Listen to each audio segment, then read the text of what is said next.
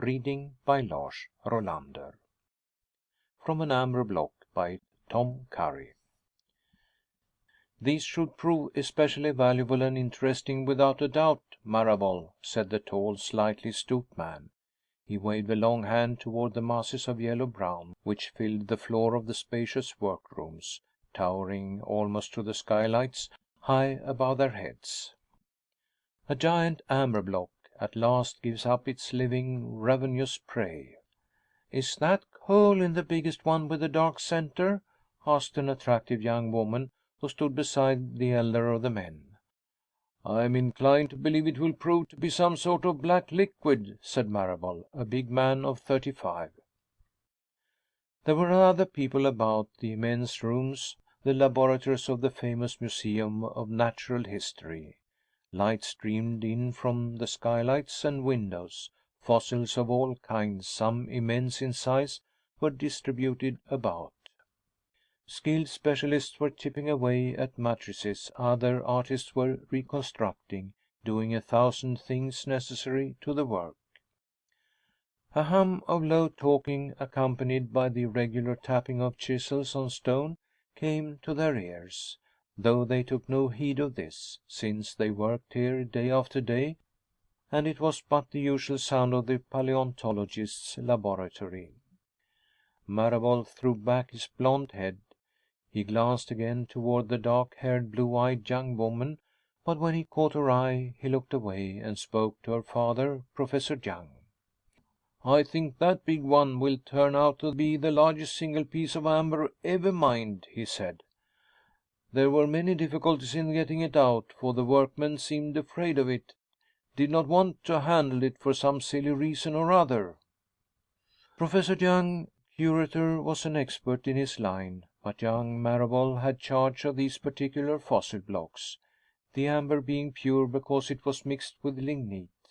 The particular block which held the interest of the three was a huge yellow brown mass of irregular shape. Vaguely through the outer shell of impure amber could be seen the heart of ink. The chunk weighed many tons, and its crate had just been removed by some workmen and was being taken away piece by piece.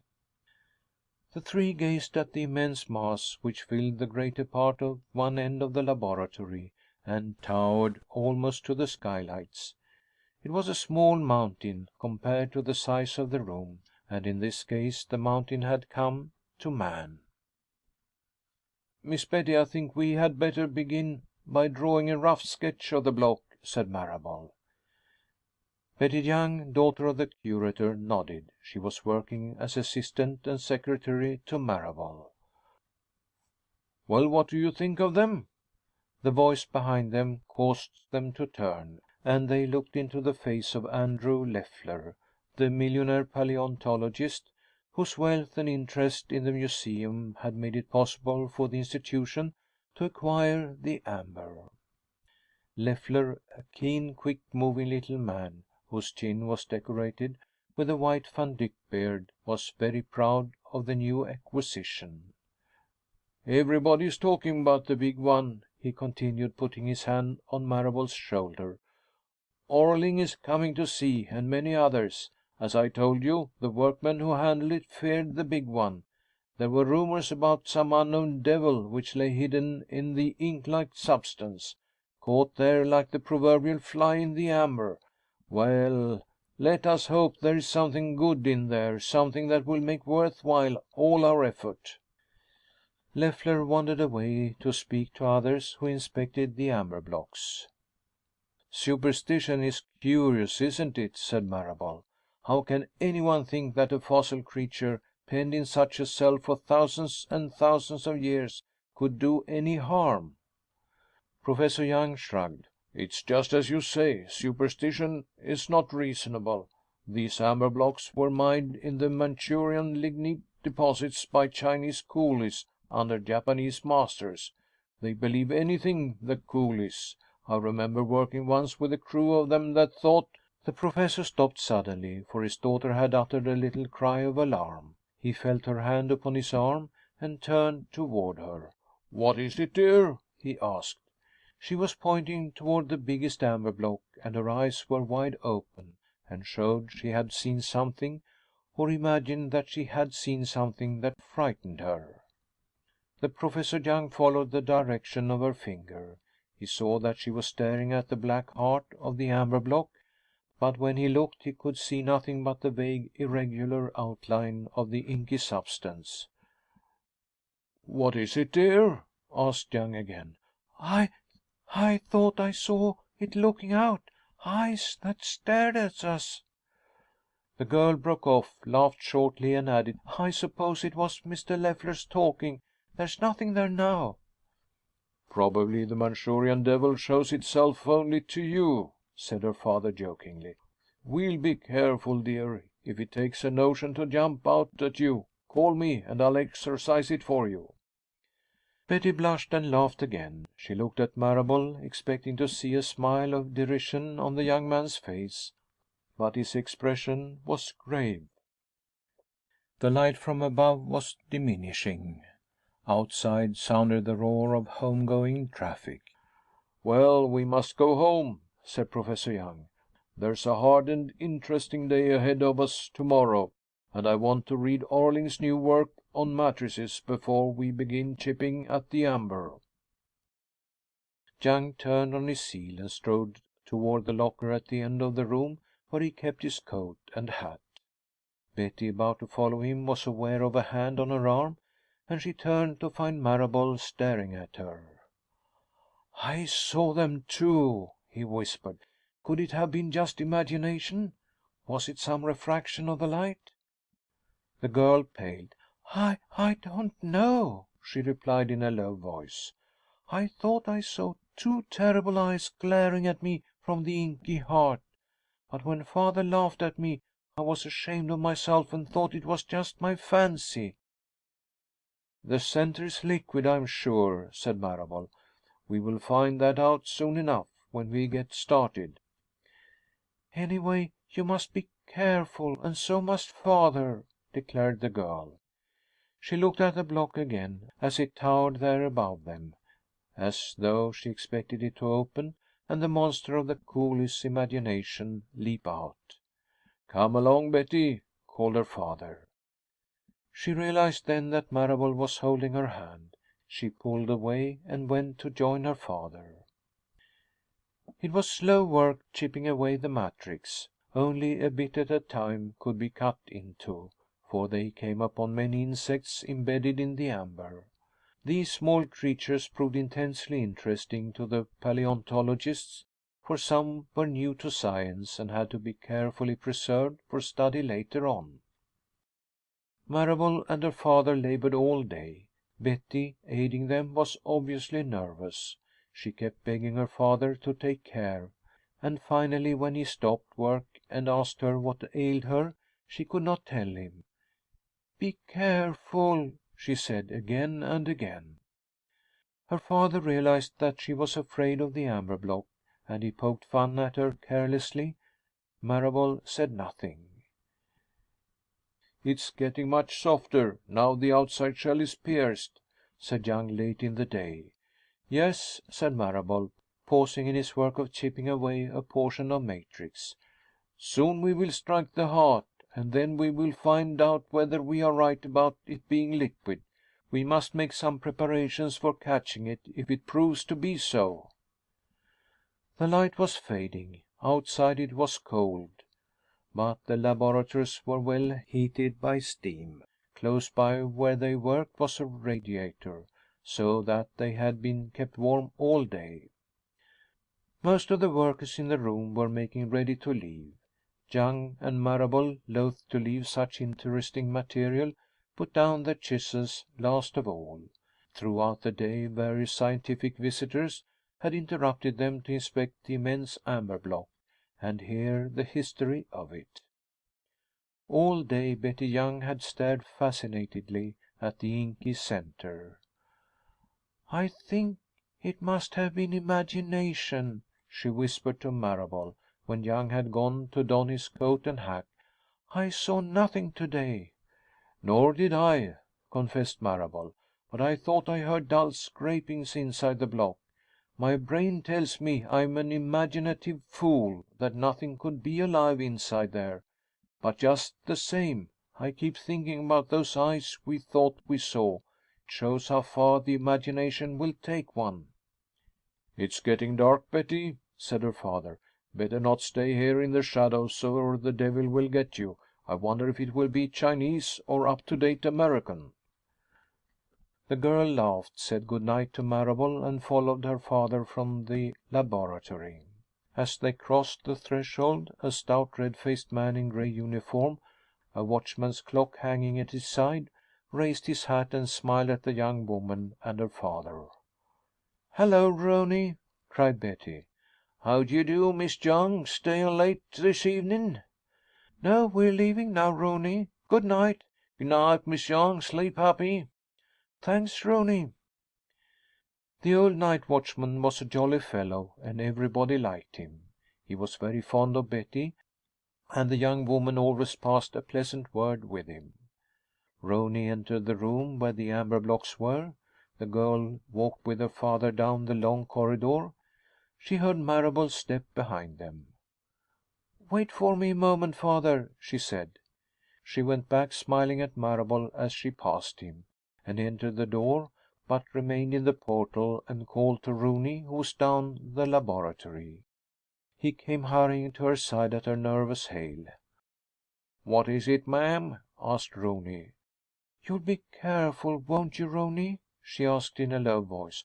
"Oh, yes, ma'am. I'm always careful. Nobody can get in to harm anything while Rooney's about." "I don't mean that. I want you to be careful yourself when you're in this room tonight." "Why, miss, what is there to be wary of? Nothin' but some funny looking stones, far as I can see." The young woman was embarrassed by her own impalpable fears, and she took leave of Rooney and rejoined her father, determined to overcome them and dismiss them from her mind. All the way home and during their evening meal and afterwards, Professor Young poked fun at Betty. She took it good naturedly and laughed to see her father in such fine humor.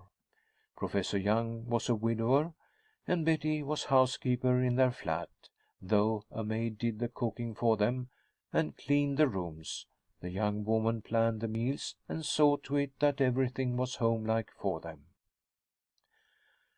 After a pleasant evening together, reading and discussing the new additions to the collection, they went to bed. Betty Young slept fitfully.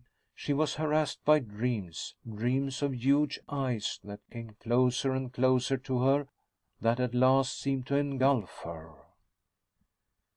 She awakened finally from a nap and started up in her bed.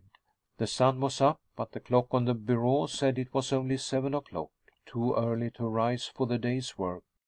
But then the sound of the telephone bell ringing in the hall caused her to get up and don her slippers and dressing gown and hurry out into the living room. Before she reached the phone, however, she heard her father's voice answering. "Hello? Yes, speaking. Good morning, Smith." Smith was the janitor of the museum. Betty, standing behind her father, wondered what he could want that he should phone so early in the morning. Her father's next words sent a thrill of fright through her heart. "My God, I can't believe it!" cried Young. "Is he dead?" There was a pause. Betty caught the sound of the excited Smith's tones through the receiver. Who is it?" she whispered, clasping her parent's arm. "I'll be right down. Yes." Young hung up, turned to his daughter. His face was sad, heavily lined with shadows of sorrow. "Dear, there's been a tragedy at the museum during the night. Poor Rooney has been murdered. At least so they believe. And Smith, who found him, wants me to come down and see if anything has been stolen. I must go at once. The body is in our laboratory." "Rooney? Ah, poor fellow!" The girl wept a little, but braced herself to assist her father. "I'm going with you," she said. No, you'd better remain here. You can come along later," said Young. "I don't like to have you see such sights, dear. It wouldn't be good for you." "I'll be all right. I promise you I will." She insisted, and he was forced to let her accompany him to the museum. They hailed a cab and were soon at the door. The elevator took them to the top floor, and swiftly they passed along the corridors and came to the portal which led into the rooms where the amber blocks were. Smith greeted them, a worried look on his seamed face. "I've sent for an ambulance, Professor," he said. Young nodded, brushed past him, and entered the laboratory. In the morning light, the amber blocks had taken on a reddish tinge. Now they seemed to oppress the young woman who had bravely remained at her father's side as he walked quickly to the base of the biggest block. A vague shape lay in the shadows between the wall and the largest amber mass. Professor Young bent over the body of Rooney and felt the pulse. "He's been dead some time," he said. She nodded, stricken to the heart by this terrible end of her old friend Rooney. "There's nothing we can do for him now," went on her father soberly. "It looks as though he had been set upon and stabbed time after time by his assailant or assailants, whoever they were." "How pale he is," said Betty. "Poor Roney was so jolly and red-faced, but his skin is like chalk." "And he's shrunken, too. It seems there's no blood left in his veins," said her father. Marable, who had been called also, came in then and aided in the examination. He said good morning to Betty and her father, and then went to bend over Roney's body. "See the look of abject terror on his face," Betty heard Marable say to her father as the two examined the corpse. "He must have been very much afraid of whoever killed him." "They beat him up frightfully," said Young. "There must have been several of the assassins. It would take more than one man to do such damage." "Yes, his ribs are crushed in. See this gash, Professor. Would be enough to cause death without any of the other wounds." Betty Young could not take her eyes from the ghastly sight. She steeled herself to bear it, and prayed for strength that she should not faint and cause her father trouble. She could see the two men examining a large blistered area under the corpse's armpit, in the center of which was a sharp vertical slit, which had without doubt punctured the artery near the surface of the axilla. Perhaps it had pierced even to the heart. "Bloodless!" exclaimed Marable, noticing the same thing as her father had spoken of. "It is as if the blood had been pumped out of his body." "Yes, I think it has drained out." "There is not much of a pool here where he lies, though," said Marable, in a low voice. "See, there are only splotches about, from various cuts he received." "Maybe he was dragged here from another room," said Young. "When the others come, we will soon know if anything is missing. It seems that men desperate enough to commit such a murder would not leave without trying to get what they came after, unless, of course, the killing of Rooney frightened them away before they could get their booty." Smith approached the group with the physician in tow. The latter confirmed the facts which Marable and Young had found, that Rooney had been killed by the deep gash near the heart, and that most of the blood was drained from the body. "They seem like the slashes from an extremely sharp and large razor," said the medical man. Others were coming in to look at Rooney, and the museum was buzzing with activity as various curators, alarmed about the safety of their valuable collections, feverishly examined their charges. "He punched his clock in here at 2 a.m.," said Smith. "I seen that. It's the last time he'll ever do his duty, poor feller." "Curious odor," said the doctor, sniffing. "It smells like musk, but it's fetid. I suppose it's some chemical you use." "I noticed that, too," said Professor Young. "I don't recognize it myself." Marable, who had been looking at the floor between the great block of amber and the body, uttered an exclamation which caused the two men to look up. "There are wavy lines leading around back of the block," said Marable, in answer to their questions. The young man disappeared behind the block, and then he called to them excitedly to join him. Betty Young pressed closer, and finally slipped past the corpse and stood by her father. Before her she saw a large pool of black liquid. It had been hidden by the corner of the block so that they had not noticed it, so busy were they looking at Roney. And there was a great cavity in the heart of the amber block. Pieces of the yellow-brown mass lay about, as though they had fallen off and allowed the inky substance to escape. "It's hardened or dried out in the air," said Young. "It looks like black lacquer," said Betty. The musky smell was stronger here. The great amber block seemed to stifle them with its size. "Our chipping and hammering and the heat of the radiator causing it to expand must have forced out the sepia or whatever it is," said Young. There was a disappointed note in his voice. "I had hoped that inside the liquid we would discover a fossil of value," he went on.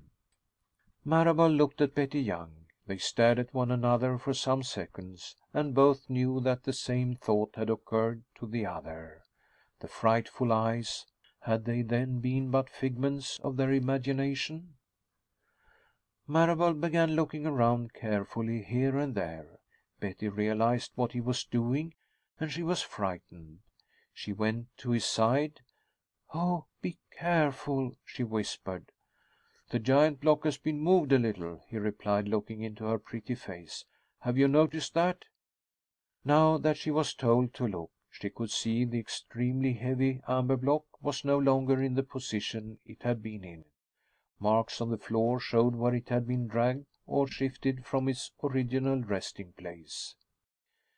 Betty Young gasped. What force could be so powerful that it could even budge so many tons? A derrick had been used and rollers placed under the block when men had moved it. Reason tried to assert itself. It must have exploded. That would cause it to shift," she said faintly. Marable shrugged. His examination was interrupted by the arrival of the museum's chemist, sent for by Young. The chemist took a sample of the black liquid for analysis. Reports were coming in from all over the museum, different departments declaring, one after another, that nothing had been disturbed or stolen from their sections. Betty Young went again to Marable's side. She followed the direction of his eyes and saw long claw-like marks on the floor, radiating from the sepia. "Dr. Marable," she said, "please don't look any longer.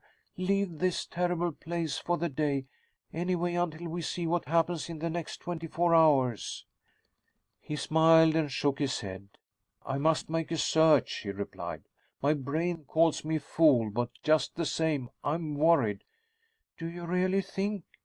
He nodded, divining her thought. The girl shivered. She felt terror mounting to her heart, and the matter-of-fact attitudes of the others in the great laboratory did not allay her fears. Rooney's body was removed. The place was cleaned up by workmen, and Marable's search, if that was what his constant roving about in the laboratory could be called, ceased for a time. The chemist's report came in. The black liquids was some sort of animal secretion, melanotic, probably. In spite of the fact that they had learned so many facts about the murder, they as yet had not solved the mystery. Who had murdered Rooney, and why? And where had his blood gone to? In no other rooms could be found any traces of a struggle. "If you won't do anything else, please carry a gun," begged Betty of Marable. "I'm going to try to take father home right after lunch, if he'll go. He's so stubborn. I can't make him take care. I've got to watch him and stay beside him." "Very well," replied Marable. "I'll get a revolver. Not that I think it would be of much use. If I did find—" He broke off and shrugged his broad shoulders. Leffler came storming into the room. "What's this I hear?" he cried, approaching Marable. "A watchman killed in the night? Carelessness, man, carelessness. The authorities here are absurd. They hold priceless treasures and allow thieves to enter and wreak their will. You, Marable, what's all this mean?" Leffler was angry. Marable looked into his red face coolly. "We do the best we can, Mr. Leffler," he said. "It's unlikely that anyone would wish to steal such a thing as that block of amber." He waved toward the giant mass. Leffler made a gesture of impatience. "It cost me many thousands of dollars," he cried. "It's time for lunch, Professor," said Betty. Marable bowed to Leffler and left the millionaire sputtering away, inspecting the various specimens he had contributed. The 1 o'clock gong had struck, and all the workers and investigators were leaving in paleontological laboratories for a bite to eat. Marable, with Betty, went out last. Leffler was over in one corner of the room, hidden from their sight by a corner of an amber block. They could hear Leffler still uttering complaints about the carelessness of the men in charge of that section of the museum, and Marable smiled at Betty sadly. "Poor Roney," he said. "Betty, I feel more or less responsible in a way." "No, no!" cried the girl. "How could you have foreseen such a thing?" Marable shook his head. "Those eyes, you know. I should have taken precautions, but I had no idea it could burst from its prison so." For the first time, Marable had definitely mentioned his idea of what had occurred. The girl had understood it all along, from their broken conversation and from the look in the young scientist's eyes. She sighed deeply. "You will get a revolver before you search further?" she said. "I'm going to. Smith has one, and I know he'll lend it to me." "I will," he promised. "You know, Leffler has the same idea we have, I think. That's why he keeps talking about it being our fault. I believe he has seen something, too. His talk about the devil inside the block was half in earnest. I suppose he put it down to imagination, or perhaps he did not think this fossil to be dangerous." They went out together and walked toward the restaurant they frequented. Her father was there, lunching with one of the superintendents of the museum. He smiled and waved to Betty. Everyone, of course, was discussing the killing of Roney. After an hour, during which the two young people spoke little, Marable and Betty Young left the restaurant and started back toward the museum. Her father was still at his table. They walked up the driveway entrance, and then Marable uttered an exclamation. "Something's wrong," he said. There was a small crowd of people collected on the steps. The outer doors, instead of being open as usual, were closed, and guards stood peering out. Marble and Betty were admitted after they had pushed their way to the doors. "Museum's closed to the public, sir," replied a guard to Marable's question. "Why?" asked Marable. "Something's happened up in the paleontological laboratories," answered the guard. "Dunno just what, but orders come to clear the rooms and not let anybody in but members of the staff, sir." Marable hurried forward. Betty was at his heels. "Please get yourself a gun," she said, clutching his arm and holding him back. "All right, I'll borrow one from a guard." He returned to the front doors and came back, slipping a large pistol into his side pocket. "I want you to wait here," he said. "No, I'm going with you." "Please," he said. "As your superior, I order you to remain downstairs." The girl shrugged. She allowed him to climb the stairs to the first floor, and then she hurried back in search of Smith. Smith obtained a gun for her, and as she did not wish to wait for the slow elevator, she ran up the steps. Smith could not tell her definitely what had occurred in the upper laboratory that had caused the museum to be closed for the day. The heart beating swiftly, Betty Young hurried up the second flight of stairs to the third floor. A workman, whom the girl recognized as a manual laborer in the paleontological rooms, came running down, passing her in full flight, a look of abject terror on his face. "What is it?" she cried. He was so frightened he could not talk logically. "There was a black fog. I saw a red snake with legs." She waited for no more. A pang of fear for the safety of Marable shot through her heart, and she forced herself on to the top floor. Up there was a haze, faintly black, which filled the corridors. As Betty Young drew closer to the door of the paleontological laboratories, the mist grew more opaque. It was as though a sooty fog permeated the air, and the girl could see it was pouring from the door of the laboratory in heavy coils, and her nostrils caught the strange odor of fetid musk. She was greatly frightened, but she gripped the gun and pushed on. Then to her ears came the sound of a scream, the terrible scream of a mortally wounded man. Instinctively she knew it was not Marable, but she feared for the young professor, and with an answering cry she rushed into the smoky atmosphere of the outer laboratories. "Walter!" she called. But evidently he did not hear her, for no reply came. Or was it that something had happened to him? She paused on the threshold of the big room where were the amber blocks. About the vast floor space stood the numerous masses of stone and amber, some covered with immense canvas shrouds which made them look like ghost hillocks in the dimness. Betty Young stood gasping in fright, clutching the pistol in her hand, trying to catch the sounds of men in that chamber of horror. She heard then a faint whimpering, and then noises which she identified in her mind as something being dragged along the marble flooring. A muffled scream, weak, reached her ears, and as she took a step forward, silence came. She listened longer, but now the sunlight coming through the window to make murky patches in the opaque black fog was her chief sensation. "Walter!" she called. "Go back, Betty! Go back!" The mist seemed to muffle voices as well as obscure the vision. She advanced farther into the laboratory, trying to locate Marable. Bravely the girl pushed toward the biggest amber block. It was here that she felt instinctively that she would find the source of danger. "Leffler!" she heard Marable say almost at her elbow, and the young man groaned. The girl came upon him, bending over something on the floor. She knelt beside him, gripping his arm. Now she could see the outline of Leffler's body at her feet. The wealthy collector was doubled up on the ground, shriveled as had been Rooney. His feet, moving as though by reflex action, patted the floor from time to time, making a curious clicking sound as the buttons of his gray spats struck the marble. But it was obvious, even in the murky light, that Leffler was dead, that he had been sucked dry of blood.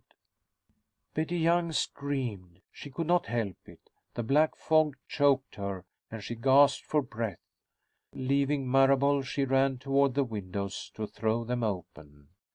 The first one she tried was heavy, and she smashed the glass with the butt of the gun. She broke several panes in two of the windows, and the mist rolled out from the laboratory. She started to return to the side of Marable. He uttered a sudden shout, and she hurried back to where she had left him, stumbling over Leffler's body, recoiling at this touch of death. Marable was not there, but she could hear him nearby. Cool air was rushing in from the windows, and gradually the fog was disappearing. Betty Young saw Marable now standing nearby, staring at the bulk of an amber block which was still covered by its canvas shroud. Though not as large as the prize exhibit, this block of amber was large and filled many yards of space. "Betty, please go outside and call some of the men," begged Marable. But he did not look at her, and she caught his fascinated stare. Following the direction of his gaze, the girl saw that a wisp of smoky mist was curling up from under the edge of the canvas cover. "It is there," whispered Betty. Marable had a knife which he had picked up from a bench, and with this he began quietly to cut the canvas case of the block, keeping several feet to each side of the spot where the fog showed from beneath the shroud. Marable cut swiftly and efficiently, though the cloth was heavy, and he was forced to climb up several feet on the block to make his work effective. The girl watched, fascinated with horror and curiosity. To their ears came a curious sucking sound, and once a vague tentacle form showed from the bottom of the canvas. At last Marable seized the edge of the cut he had made, and, with a violent heave, sent the canvas flap flying over the big block. Betty Young screamed. At last she had a sight of the terrible creature which her imagination had painted in loathing and horror. A flash of brilliant scarlet dabbed with black patches was her impression of the beast. A head flat and reptilian, long, tubular, with movable nostrils and antennae at the end, framed two eyes which were familiar enough to her, for they were the orbs which had stared from the inside of the amber block. She had dreamt of those eyes. But the reptile moved like a flash of red light. Though she knew its bulk was great, it sprayed forth black mist from the appendages at the end of its nose, and the crumpling of canvas reached her ears as the beast endeavored to conceal itself on the opposite side of the block. Marable had run to the other side of the mass. The air rushing in from the windows had cleared the mist in spite of the new clouds the creature had emitted, and Betty could see for some feet in either direction now. She walked with stiff frozen muscles around to join Marable. As she came near to him, she saw him jerking off the entire canvas cover of the block to expose the horrible reptile to the light of day. And now the two stood staring at the awful sight. The creature had flattened itself into the crevices and irregular surfaces of the block, but it was too large to hide in anything but a huge space. They saw before them its great bulk, bright red skin blotched with black, which rose and fell with the breathing of the reptile. Its long, powerful tail, tapering off from the fat, loathsome body, was curled around the bottom of the block. "That's where it has been hidden, under the shroud. We've been within a few feet of it every moment we've been at work," said Marable, his voice dry. "There were many hiding places for it, but it chose the best. It came out only when there was comparative quiet to get its food." We must kill it," stammered the girl. But she could not move. She was looking at the immense, cruel, lidless eyes, which balefully held her as a serpent paralyzes a bird. The tubular nostrils and antennae seemed to be sniffing at them, waving to and fro. "See the white expanse of cornea, how large it is," whispered Marable. "The pupils are nothing but black slits now." The interest excited by this living fossil was almost enough to stifle the dread of the creature in the man. But the girl saw the huge flat head and the crinkled tissue of the frilled mouth with its sucker discs. Suddenly, from the central portion of the sucker cup mouth issued a long, straight, red fang. The two drew back as the living fossil raised a short clawed leg. "It has the thick body of an immense python and the clawed legs of a dinosaur," said Marable, speaking as though he were delivering a lecture. The sight without doubt fascinated him as a scientist. He almost forgot the danger. "Oh, it's horrible," whispered the girl. She clung to his arm. He went on talking. "It is some sort of terrestrial octopus." To the girl it seemed that the living fossil was endless in length. Coil after coil showed as the ripples passed along its body, and the straight fang threatened them with destruction. "See, it is armored," said Marable. "Betty, no one has ever had such an experience as this, seen such a sight, and lived to tell it. It must be ravenous with hunger. Shut up in its amber cell inside the black fluid, A sharp whistling hiss interrupted his speech. The reptile was puffing and swelling, and as it grew in bulk with the intake of the air, its animal-like scales stood out like bosses on the great body. It spat forth a cloud of black, oily mist, and Marable came to himself at last.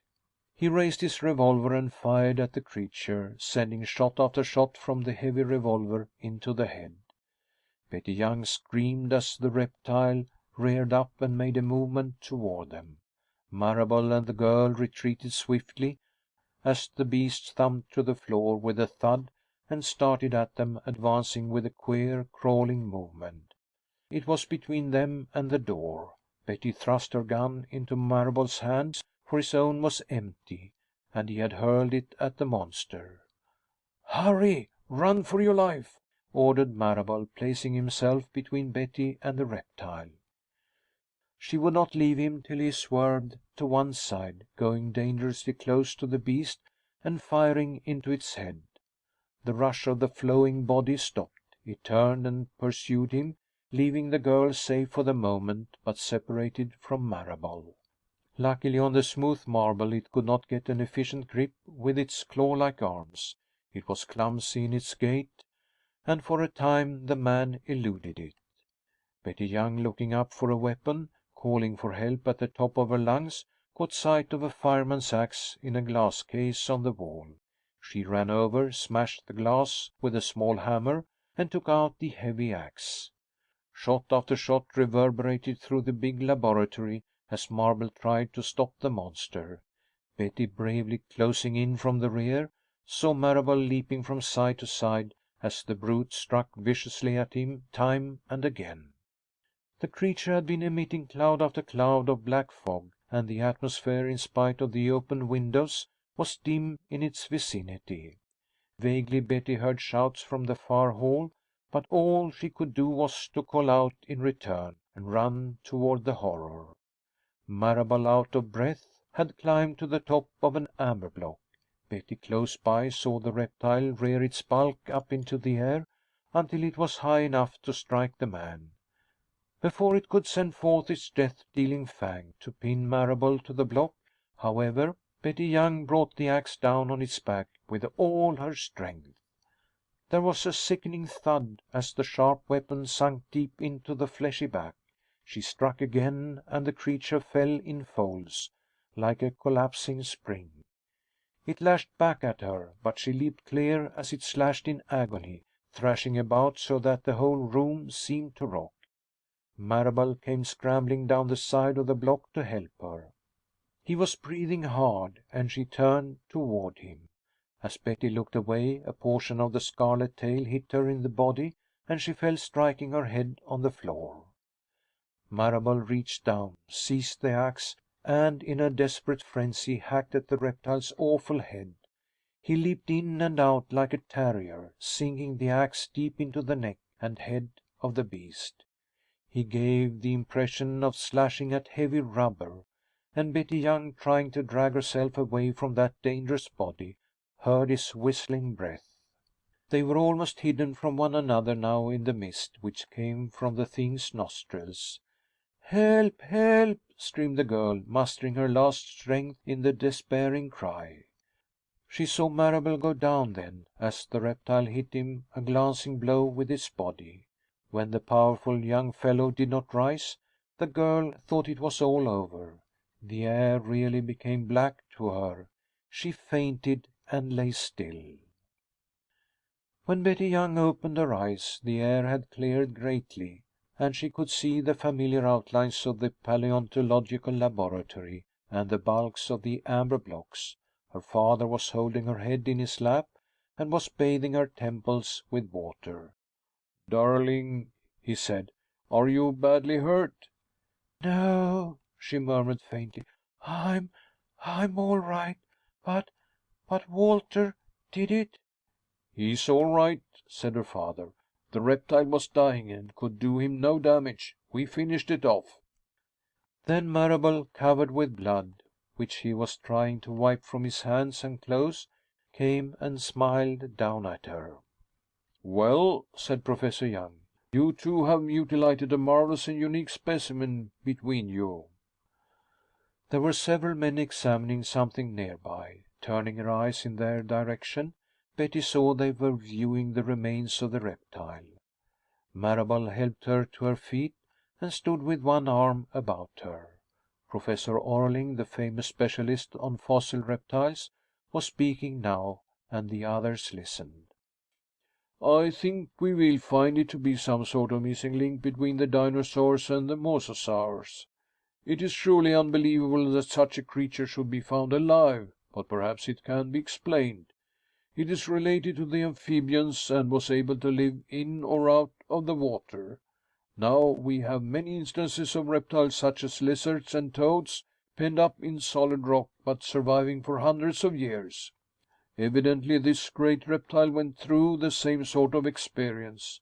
I should say that there has been some great upheaval of nature, that the reptile was caught in its prison of amber thousands and thousands of years ago. Through hibernation and perhaps a preservative drug it emitted in the black fluid, this creature has been able to survive its long imprisonment. Naturally, when it was released by the cutting away of part of the amber which penned it in, it burst its cell, ravenous with hunger. The fang-like tooth, we see, was its main weapon of attack, and it set upon the unfortunate watchman. After knocking him unconscious, its sucker-like fringe glued the mouth near the heart, while the fang shot into the arteries and drew forth the body fluids. There is a great deal to be done with this valuable find, gentlemen. I would suggest that." Marable grunted. "Oh, hell!" he murmured in Betty Young's ear.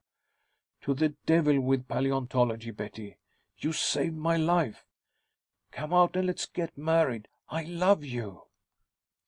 The girl smiled up into his eyes. The scientists close by were listening fascinatedly to Orling's words, and had no time to watch the two young people, for they stared at the reptile's body as the great man went from section to section, lecturing upon one point after another. "You've forgotten paleontology for a moment, thank goodness," said Betty. "I'm glad." "Yes, Betty dear. This terrible experience has shaken me, and I realized how much I love you when I saw you in danger. What an awful few minutes! If I had to live them over again, I don't think I could face them." "Never mind," she murmured. "We are safe, Walter. After all, it is not every woman who is helped by a living fossil to make the man she loves realize he loves her." End of From an Amber Block by Tom Curry. Read by Lars Rolander.